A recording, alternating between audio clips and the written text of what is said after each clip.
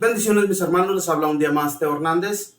Hoy día, mis hermanos, voy a compartirles el capítulo número 24 de Jeremías. Hemos estado compartiéndoles este bello libro de Jeremías, de este profeta que profetizó bienes y males también para el pueblo de Judá. Ahora pues, este día, veamos qué profecía él hizo para este pueblo tan rebelde. Escuchemos, mis hermanos, y pongamos mucha atención. Y la leo en el nombre del Padre, y del Hijo, y del Espíritu Santo. Amén. Yahvé me mostró 2 canastos con higos que estaban delante de su templo. Esto pasó después de que Nabucodonosor, rey de Babilonia, desterró a Jeconías, hijo de Joaquim, rey de Judá, y a los príncipes de Judá, junto con los herreros y los cerrajeros, y los llevó a Babilonia, lejos de Jerusalén. Un canasto tenía higos muy buenos, como son los primeros que maduran. El otro tenía higos podridos, tan malos que no se podían comer. Y me preguntó Yahvé: ¿qué ves, Jeremías? Le contesté: higos. Los buenos son muy buenos, los malos están tan podridos que no se pueden comer. Entonces me llegó una palabra de Yahvé. Esto dice Yahvé, Dios de Israel: así como se mira con gusto estos higos buenos, así me voy a interesar por el bien de los desterrados de Judá, que eché de este lugar al país de los caldeos. Me fijaré que les vaya bien, los haré regresar a su tierra, los reconstruiré en vez de demolerlos, los plantaré en vez de arrancarlos.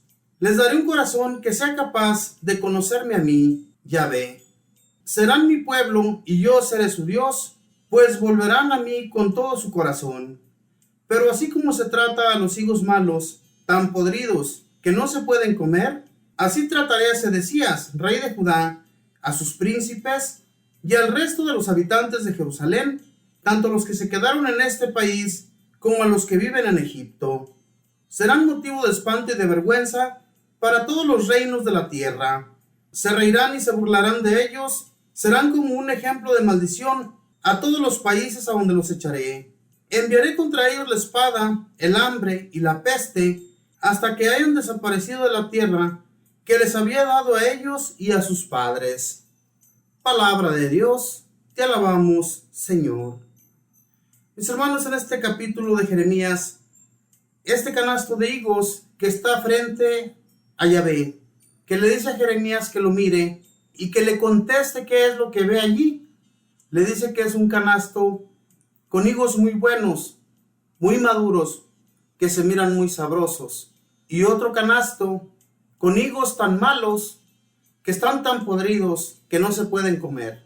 Dios le hace ver a Jeremías lo que hará con el rey de Judá, porque esto ya había sucedido. Ellos ya habían sido desterrados, tanto el rey de Judá como sus príncipes y toda la gente que era seguidora de él, porque hubo mucha gente que seguía a ese rey de Judá. La gente que lo seguía adoraba a los dioses, a los Baales, a todos aquellos dioses que ese rey de Judá les imponía a ellos para que adoraran. Él mismo hizo que el pueblo se olvidara del Dios verdadero, del Dios que los había llevado a esa nación hermosa, a esa nación que emana leche y miel. Una nación como ninguna otra, cuando Dios los había plantado en ese hermoso país. Sin embargo, mis hermanos, se olvidan de Dios, se olvidan de lo que Él hizo por cada uno de ellos, y entonces también Dios se decide olvidarlos, se decide dejarlos solos para que vean lo que a ellos les va a suceder. Cuando la gente no entiende, mis hermanos, al igual que nosotros, a veces vienen muchos escarmientos a nuestra vida y pensamos lo peor. Pensamos que Dios no nos quiere, pensamos que Dios se ha olvidado totalmente de nosotros, pero es que nuestros pecados, nuestras acciones, cómo actuamos ante Dios, Él no lo ve bien.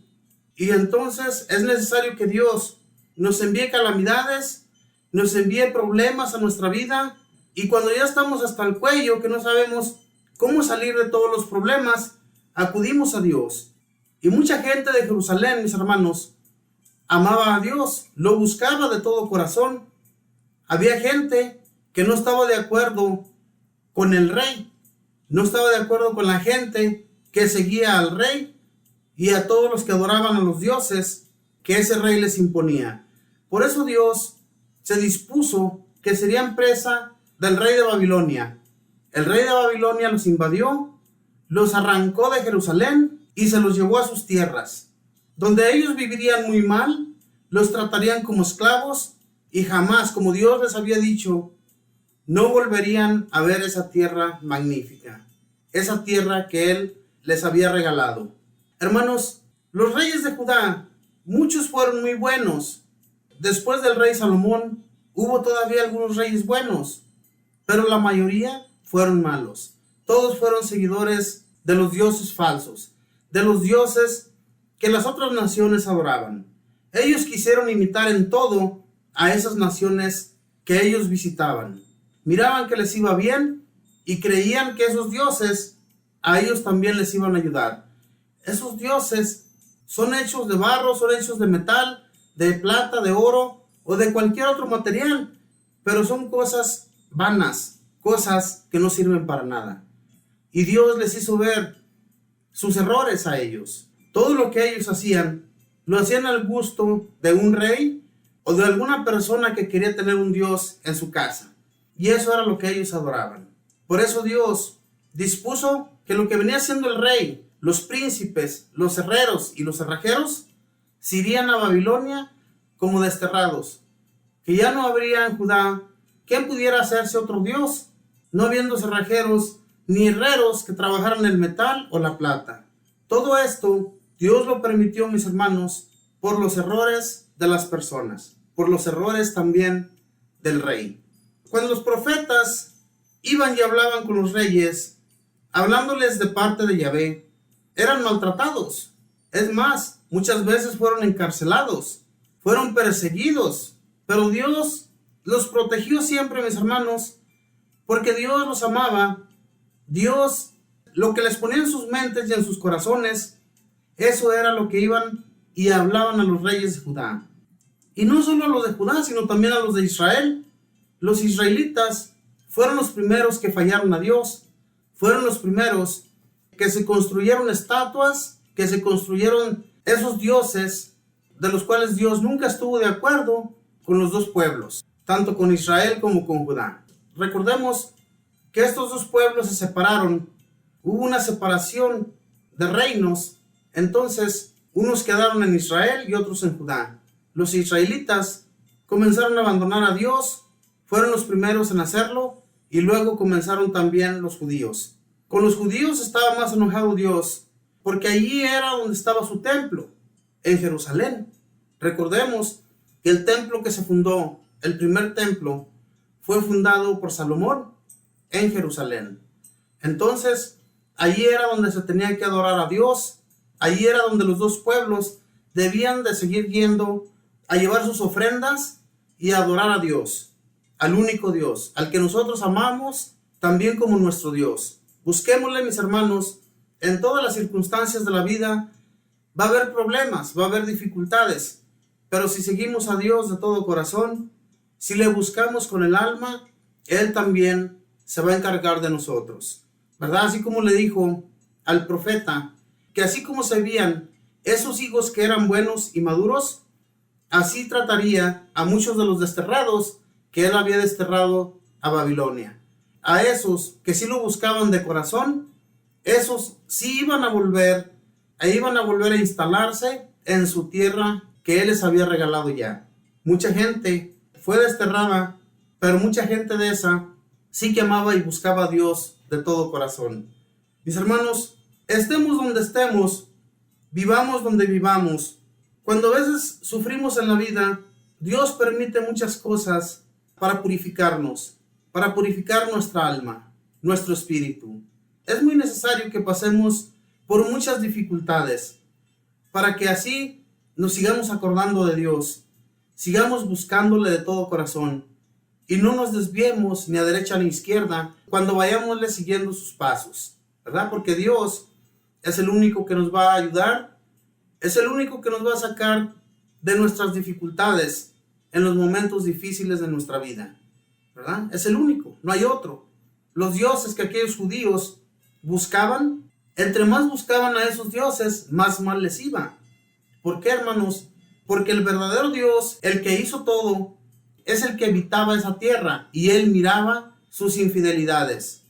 Eran muy infieles ante Dios.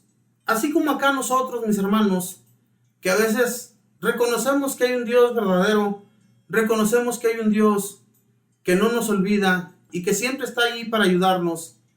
Mucha gente, aún sabiendo todas esas cosas, lo ignora, no le busca, no va a su templo, no va a la Santa Misa y habla barbaridades de Dios porque vienen siendo personas ateas. Hay otros grupos de personas que creen en Dios, pero no les gusta el compromiso. No se comprometen con Dios a visitarle, no se comprometen con Dios a ayudar en un templo, a ayudar a alguna comunidad. No les gusta. Lo único que la gente quiere estar es bien cómoda, pero no les gusta trabajar para Dios. Y el servicio a Dios, mis hermanos, aunque muchas veces la gente dice, pero pues si no recibimos ninguna paga, ¿por qué vamos a estar trabajando? ¿Por qué vamos a estar ayudando gratuitamente? Recordemos que la mejor paga es la que Dios nos da. Con el hecho de que usted y yo tengamos vida, es la mejor paga que podemos recibir. El servicio a Dios, mis hermanos, no es gratuito. Todo lo que hagamos en el nombre del Señor se nos pagará en creces. No dudemos de esto, porque es una realidad. Por eso, al pueblo de los judíos muchas veces les fue muy bien, porque sus ofrendas, nunca se olvidaban de sus ofrendas, de llevarle sus presentes a Dios. Pero cuando ellos se fueron olvidando, lo fueron dejando a un lado, entonces Dios miró, dijo, ¿qué les pasa? ¿Por qué dejan de llevar a cabo los preceptos que Moisés les inscribió? ¿Por qué los han dejado de hacer? Si todo lo que yo les impuse es para su bien, no es para su mal. En todo lo que ustedes hagan en mi nombre, les irá bien. Pero si ustedes dejan de trabajar para mí, les irá muy mal. Hermanos, esta es una realidad. Cuando nosotros dejamos de servir a Dios, nos comienza a ir muy mal. Y no es porque Dios quiera que estemos mal, sino porque nosotros mismos nos buscamos que ese problema llegue a nuestra vida. No dejemos de amarle, no dejemos de buscarle, porque el día que lo hagamos, vamos a ver las consecuencias y no vamos a hallar la puerta para salir de ellas, ¿verdad? Entonces, qué mejor que ir rectos, mis hermanos, buscando a Dios de todo corazón y que Él nos siga ayudando y nos siga socorriendo en todo lo que necesitamos. Que Dios les bendiga, mis hermanos, que pasen un feliz día en compañía de sus familiares. Bendiciones.